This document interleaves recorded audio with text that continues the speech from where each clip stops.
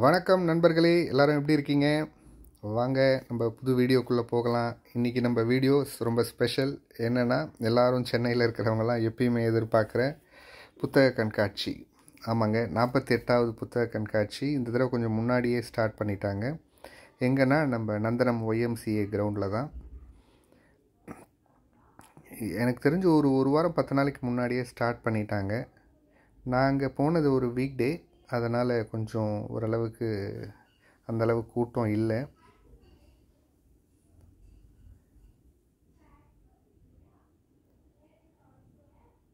இதெல்லாம் நீங்கள் பார்த்தீங்கன்னா, இந்த தடவை ஒரு வித்தியாசம் என்ன பண்ணியிருக்காங்கன்னா, போன தடவை கொஞ்சம் நெருக்கமாக இருந்துச்சு, காற்று கொஞ்சம் சரியில்லை. இந்த தடவை அந்த இதெல்லாம் கொஞ்சம் பெருசாக வச்சுருக்காங்க. இந்த ரூஃபெல்லாம் கொஞ்சம் இடைவெளியும் நிறைய இருக்குது. அதனால் நடந்து போகிறவங்களுக்கு கொஞ்சம் இடைவெளி நல்லா இருக்குது. ஃபேன்லாம் மேலே வச்சுருக்காங்க. அதனால் கொஞ்சம் புழுக்கம் இல்லை. அது ஒரு நல்ல விஷயம். வித்தியாசமாக இந்த வருஷம் என்ன இருக்குது அப்படின்னா, நிறைய இந்த தடவை அயல்நாட்டு பப்ளிஷிங்ஸ்லாம் நிறைய கொண்டு வந்திருக்காங்கன்னு சொல்லியிருந்தாங்க. ஸோ அதை நாங்கள் பார்க்கலான்ட்டு ஒரு ஆவல் இருந்துச்சு. அதுக்கப்புறம் மோஸ்ட்லி இங்கே வர்றவங்க எல்லாருமே 2 நோக்கத்துக்காக வராங்க. ஒன்று, இந்த வருஷம் என்ன புதுசாக வச்சுருக்காங்களா, நம்ம எதையாவது ஒரு தேடலை நோக்கி போகலாம். இன்னொன்று ஒரு டெவலப்மெண்ட். சரி, அட்லீஸ்ட் இந்த வருஷமாக அது ஏதாவது நம்ம புதுசாக பண்ணலாம், ஏதாவது ஒரு புத்தகத்தை படித்து அதிலேருந்து ஒரு நாலேஜ் கெயின் பண்ணலாம் அப்படின்ற இன்னொரு நோக்கம். இதில் 2வது ஒரு குரூப் இருக்காங்க. அவங்களுடைய நோக்கம், இப்போ நான்லாம் பார்த்தா அந்தளவுக்கு புத்தகம் வாசிக்கிறவரெலாம் பெருசாக இல்லை. இப்போ என் பையன் நிறைய புத்தகம் வாசிக்கிறாரு. இப்போ அவருக்காகவே அவர் என்ன பண்ணுறாரு, நிறைய காசெல்லாம் சேர்த்து அவர் இந்த புத்தக கண்காட்சிக்காகவே, ஏன்னா இங்கே எல்லா புக்ஸும் மினிமம் அவங்க கொடுத்துருக்கிற அந்த ரேட்டிலேருந்து 10% டிஸ்கவுண்ட் தராங்க. 2வது, சில ஸ்டோர்ஸ் எல்லாம் பார்த்தீங்கன்னா உங்களுக்கு, அதாவது சம்டைம்ஸ் செகண்ட் காப்பீஸ் விற்கலாம். செகண்ட் காப்பீஸ்னால் உங்களுக்கு தெரியும்னு நினைக்கிறேன். அந்த ஒரிஜினல் பப்ளிஷிங் கம்பெனிஸ் வச்சுருப்பாங்க. அவங்க கொஞ்சம் ரேட் அதிகமாக வச்சுருக்காங்க அப்படின்னா, அதே மாதிரி கொஞ்சம் குவாலிட்டி கம்மியாக வேறு யாராவது அதே புக்கை பிரிண்ட் பண்ணியிருந்தாங்கன்னா அது செகண்ட் காப்பின்னு சொல்லுவாங்க. அந்த செகண்ட் காப்பியில் சார்ஜஸ்லாம் கொஞ்சம் கம்மியாக இருக்கும். சிலதெல்லாம் கொஞ்சம் பழசான புக்ஸ் எல்லாம் அவங்க பண்டில் பண்ணி விற்கிறாங்க. அதாவது 2 புக் எடுத்தால் 100 ரூபா, ஒரு 3 புக் எடுத்தால் 500 ரூபா, அந்த மாதிரிலாம். ஸோ அந்த மாதிரி சில புக் ஸ்டோர்ஸ் எல்லாம் நல்லாயிருக்கும். குறிப்பாக இந்த குழந்தைங்களுக்கு நிறைய ஸ்டோர்ஸ் இருக்குது. இப்போ நிறைய குழந்தைங்களை டார்கெட் பண்ணியே நிறைய ஸ்டோர்ஸ் இருக்குது. அது நல்ல விஷயம். ஏன்னா குழந்தைங்களை சின்ன வயசுலேருந்தே படிக்க வைக்கிறது, புத்தகம் வாசிக்க வைக்கிறதுன்றது ரொம்ப ரொம்ப நல்ல விஷயம். எங்களுக்கெல்லாம் இந்த பழக்கம் சின்ன வயசில் இல்லை. ஆனால் நாங்கள் போய் லைப்ரரியில் படிச்சுட்டு இருந்தோம். இப்போ அஃபோர்டபிலிட்டி, அதாவது நம்மளால் அந்த பைசா கொடுத்து வாங்க முடியுன்ற ஒரு புத்தகத்துக்கு வந்தப்போ, இதுதான் எக்ஸிட்டுங்க. இது வழியாக நீங்கள் போனீங்கன்னா வாஷ்ரூம் போகலாம், பாத்ரூம்ஸ் இருக்குது. ஸோ இதெல்லாம் குட்டி பசங்களுக்கு ரொம்ப யூஸ்ஃபுல்லான புக்ஸு.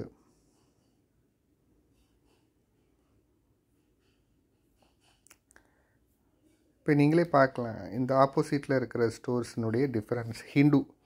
ஹிந்து நியூஸ் பேப்பர் நீங்கள் வாசிக்கிறவராக இருந்தால், இல்லை நீங்கள் புக்கு தபால் பேப்பர் வாசிக்கணும்னு நினைக்கிறவங்களாக இருந்தால், இங்கே ஆஃபர் கொடுத்துருக்குறாங்க. 2000 rupees உங்களுக்கு ஒரு வருஷத்துக்கு. நீங்கள் இங்கே போய் சப்ஸ்கிரைப் பண்ணிங்கன்னா உங்களுக்கு வெறும் 999 ரூபா தான். ஹிந்துவில் வெறும் அவங்களும் நிறைய புக்ஸ் வச்சுருக்காங்க. இங்கே பார்க்கலாம், தமிழ்நாட்டு ரிலேட்டட் நிறைய புக்ஸ் இருக்குது. ஸோ இங்கே நாங்களும் இந்த சயின்டிஃபிக் ஃபேக்ட்ஸ்ன்னு சொல்லிட்டு ஒரு 3 புக்கு சேர்ந்தது 700 rupeesக்கு நாங்கள் வாங்கினோம். ப்ளஸ் நானும் ஹிந்துவுக்கு சப்ஸ்கிரைப் பண்ணியிருக்கேன். என் பையனும் அந்த லிட்டில் கிட்ஸினுடைய அந்த புக்ஸ் பேப்பர் வீக்லி ஒன்ஸ் வரும், அதுவும் சப்ஸ்கிரைப் பண்ணியிருந்தார். ஓகே, அது நல்ல அட்வான்டேஜ். நீங்கள் இந்து ஸ்டோர் போனீங்கன்னா F44 இருக்குது. அகெயின் அடுத்தது பிரிட்டிஷ் கவுன்சில். பிரிட்டிஷ் கவுன்சில் நிறைய பேருக்கு தெரிஞ்சிருக்கும், இருந்தாலும் நான் சொல்கிறேன். பிரிட்டிஷ் கவுன்சிலில் அங்கேயும் லைப்ரரி இருக்குது. British council library. அவங்க ஃபேமிலிக்கு 3500 rupees they are charging 1 year subscription. அதில் லைப்ரரியும் நீங்கள் யூஸ் பண்ணிக்கலாம், அங்கே இருக்கிற புக்ஸும் யூஸ் பண்ணிக்கலாம். அவங்க நிறைய ப்ரோக்ராம்ஸ் ரன் பண்ணுறாங்க, எஸ்பெஷலி கிட்ஸ் லேர்னிங், எஜுகேஷன், அப்புறம் பர்சனாலிட்டி டெவலப்மெண்ட். அதுக்கெல்லாம் அவங்க கன்செஷன் தருவாங்க. அதெல்லாம் நீங்கள் யூட்டிலைஸ் பண்ணிக்கலாம் 3500 rupeesக்கு.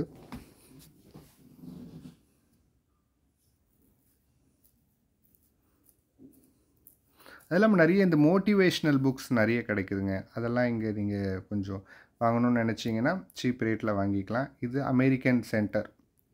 அமெரிக்கன் சென்டர் நிறைய பேருக்கு தெரிஞ்சிருக்க வாய்ப்பில்லை. அமெரிக்கன் கவுன்சிலேட் நம்ம அண்ணா சாலையில் இருக்குது இல்லைங்களா, ஜெமினி ஃப்ளைஓவர் கீழே, அதுக்குள்ளே வந்து ஒரு லைப்ரரி இருக்குது. எத்தனை பேருக்கு தெரியும்னு எனக்கு தெரியல. That is call American library. இது வந்து ஒரு 50 வருஷத்துக்கு மேலே இருக்குது. கவுன்சிலேட் ஸ்டார்ட் பண்ண காலத்துலேருந்து இருக்குது. என்னுடைய பையன் அதில் மெம்பராக இருக்கார் லாஸ்ட் 3 இயர்ஸாக. அவங்களும் நிறைய ப்ரோக்ராம் நடத்துகிறாங்க. ஓகே, சில்ட்ரன்ஸ்க்கு வந்து 200 rupees தான் பெர் ஆனம். ஓகே, பெரியவங்களுக்கு 400 rupees. அவங்க ஸ்பேஸ் ப்ரோக்ராம், யூஎஸ்னுடைய அங்கே வச்சுருக்கிற அந்த கல்ச்சுரல் ப்ரோக்ராம்ஸ், அது இல்லாமல் ஸ்கூல்ஸே நிறைய வந்து அந்த குரூப் ப்ரோக்ராம்ஸ்லாம் நடத்துகிறாங்க. நேரம் கிடச்சா கண்டிப்பாக அமெரிக்கன் சென்டர் போங்க. இது நம்ம ரா இருக்காருங்களா, அவருடையது. அப்புறம் எடிசன் கன்சல்டிங், இதை நான் கொஞ்சம் சொல்லணுங்க. இந்த எடிசன் கன்சல்டிங் என்னென்னா, இப்போ இந்த புக்கில் இதில் பார்க்குறீங்க பார்த்தியா, ஹால் ஆஃப் ஃபேம், இவங்கெல்லாம் வந்து நாவல்ஸ் எழுதியிருக்காங்க, புக்ஸ் எழுதிருக்கு. இந்த புக்ஸ் எல்லாமே இப்போ நீங்கள் பார்த்தீங்க பார்த்தீங்களா, அந்த பசங்க எழுதுனது, சில்ட்ரன்ஸ் அண்ட் டீன் ஃபிக்ஷன், அவங்களே எழுதியிருக்காங்க. இவங்க என்ன பண்ணுறாங்கன்னா, அவங்க எழுதின அந்த புக்ஸ் எல்லாம் இவங்க பப்ளிஷ் பண்ணுறாங்க. ஸோ அதுக்கு கரெக்ஷன்ஸ் கொடுத்து மற்றதெல்லாம் பண்ணி ஒரு நல்ல விஷயங்க. உங்கள் பசங்களும் அதெல்லாம் மோட்டிவேட் பண்ணுங்கள். லாட் ஆஃப் க்ரியேட்டிவிட்டி அவங்களுக்குள்ளே உண்டாகும். அட்லீஸ்ட் எழுதும்போது அவங்களுக்கு அந்த ஒரு ஸ்டோரி சொல்கிற ஒரு விஷயம் வரும். அது ஒரு நல்ல விஷயம். இது கண்டிப்பாக இந்த ஸ்டாலுக்கு நீங்கள் போங்க, அட்லீஸ்ட் தெரிஞ்சு வச்சுக்கோங்க. லிஃப்கோ நம்ம எல்லாருக்கும் தெரிஞ்ச ஒரு பப்ளிஷிங் கம்பெனி. அங்கேயும் நிறைய புக்ஸ் குட்டி பசங்களுக்கு நிறைய வச்சுருந்தாங்க.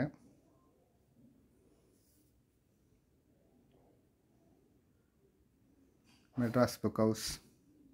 நான் உங்களுக்கு எல்லாத்துலேயும் நம்பர் காமிக்கிறேன், ஸ்டோர் நம்பர், இன்கேஸ் உங்களுக்கு எதையாவது வேணும்னா. இதெல்லாம் ரோ 1ல் இருக்குது. மொத்தம் வந்து அவங்க இந்த தடவை 9 ரோ போட்டிருக்காங்கங்க.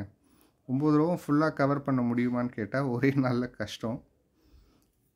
இதெல்லாம் இந்த கிட்ஸுக்கு மோட்டிவேஷ்னல் புக்ஸு இதெல்லாம் நிறைய இருக்குது. நிறைய குளோப் விற்கிறாங்க. நிறைய பேர் விசாரிச்சுட்டு இருந்தாங்க, ஒருவேளை குளோபுக்கு திருப்பி மவுஸ் வந்துடுச்சான்னு தெரியல.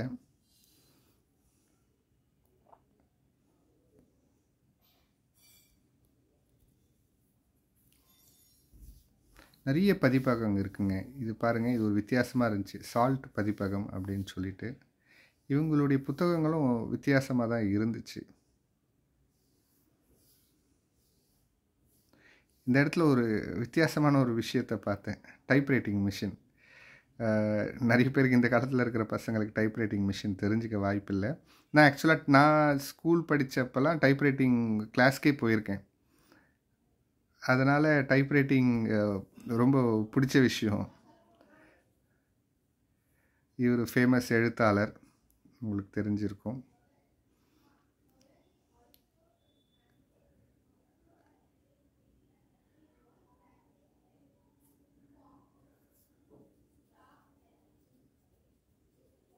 திருமகள், இதுவும் ரொம்ப ஃபேமஸான ஒரு பதிப்பகம்.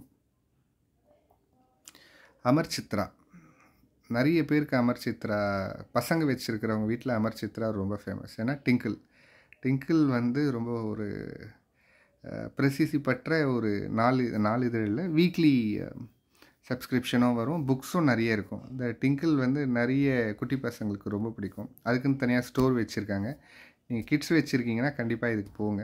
அப்புறம் இக்கின் போத்தம்ஸ் ஒன் ஆஃப் த, அதாவது இக்கின் போத்தம்ஸ் ஏஷியாலேயே ஓல்டஸ்ட் புக் ஸ்டோர் நம்ம சென்னையில் தான் இருக்குது. எப்போ ஸ்டார்ட் பண்ணாங்கன்னா 1844 ஸ்டார்ட் பண்ணது பிரிட்டிஷ்காரங்களால். அவங்களும் இங்கே ஸ்டால் வச்சுருக்காங்க. இது எங்கே இருக்குன்னா அண்ணா சாலை, நம்மளுடைய எல்ஐசிக்கு ஆப்போசிட்டில். அப்புறம் கிராஸ்வேர்ட் புக்ஸும் நல்லா இருந்துச்சு. அவங்க பதிப்பகம் மட்டும் இல்லாமல் நிறைய அவங்க வெளி பதிப்பகங்களும் வச்சுருந்தாங்க, அதுவும் நல்லா பிடிச்சிருந்தது. ஆன்மீக புக்ஸு கூட நிறைய கிடைக்குதுங்க. இந்த வயசானவங்களாம் வீட்டில் இருக்காங்கன்னா நீங்கள் நிறைய ஆன்மீக புக்ஸு, அதுக்கப்புறம் குக்கிங் புக்ஸ்லாம் இப்போ எல்லா இடத்துலையும் கிடைக்குது. காக்கை கூடு, இது ரொம்ப நல்லா இருந்துச்சு, இனோவேட்டிவாக வச்சுருந்தாங்க. இங்கே பாருங்கள், அழகாக குட்டி பசங்களுக்கு நிறைய தமிழ் வாசிக்கிற புக்ஸ் இருக்குங்க. தயவுசெய்து தமிழ் வாசிக்க வைங்க வீட்டில் பசங்களுக்கு. ஆங்கிலம்னு நம்ம ஆங்கிலத்தையே பேசுகிறோம், பழகிறோம், எல்லாம் பண்ணுறோம். இருந்தாலும் தமிழ் வாசிக்க வைங்க. இங்கே வந்து நிறைய சின்ன பசங்களுக்கு தமிழ் சின்ன சின்ன சிறுகதைகள் புத்தகங்கள்லாம் இருக்குது. தயவு செஞ்சு இதையும் கொஞ்சம் வாங்கி கொடுங்க. இது வந்து நம்ம இந்து அறநிலைத்துறை இந்த வருஷம்தான் அவங்க போட்டிருக்காங்க. போன வருஷம் இந்து அறநிலைத்துறை புக்ஸ் இல்லை. நல்லா இருந்துச்சு. நிறைய நம்மளுடைய கோயில்கள் பற்றி புராணங்கள்லாம் நிறைய புக்ஸ் வச்சுருக்காங்க. ஹிஸ்ட்ரி நிறைய ஆன்மீகத்தில் ஈடுபட்டவங்கலாம் கண்டிப்பாக இங்கே வந்து புக் வாங்கலாம்.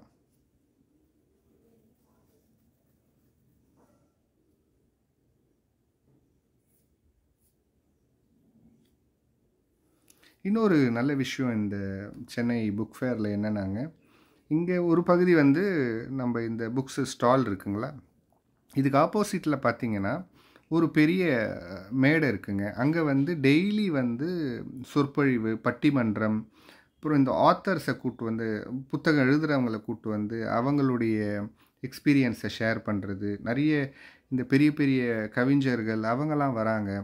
ஸோ அது வந்து அது டே ஃபுல்லாக நடக்குது.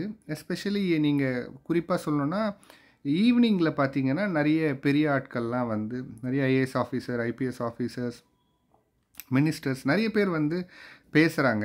அது ஒரு இன்ஃபர்மேட்டிவான ஒரு விஷயந்தான். ப்ளஸ் அங்கேயே ஒரு ஏடிஎம்மும் வச்சுருக்காங்க. அதுக்கப்புறம் சாப்பிட்றதுக்கு இந்த வழக்கமாக இந்த பெரிய அப்பளம் அது இது இந்த மாதிரி நிறைய ஸ்நாக்ஸு, ஐஸ்கிரீம் இதெல்லாம் விற்கிறாங்க. காஃபி, டீ அங்கே ஃபஸ்ட்டு ஸ்டால் முன்னாடியே அந்த கவுண்டர் பக்கத்துலேயே இருக்குது. இந்த தடவை காஃபி டீ ரேட்லாம் ஏற்றிட்டாங்க. 40 rupees ஆயிடுச்சு.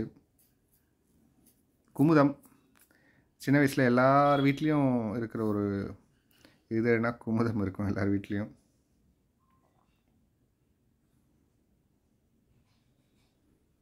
சுறா புக்ஸ். இப்போ மேலே பார்த்தீங்கன்னா அந்த சீலிங்கினுடைய ஹைட்டு பார்த்தீங்களா ரொம்ப அதிகமாக இருக்குது. அதனால் கொஞ்சம் புழுக்கம் தெரியலைங்க.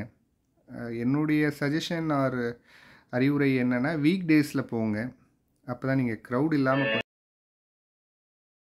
ஒரு கடையும் நீங்கள் உங்களால் ஃப்ரீயாக அட்லீஸ்ட்டு கொஞ்சம் டைம் ஸ்பெண்ட் பண்ணி பார்க்க முடியும். இதாங்க பார்ட் 1. நெக்ஸ்ட் வீடியோவில் நான் அடுத்த ஸ்டால்ஸ் பற்றிலாம் போடுறேன். தேங்க்யூ.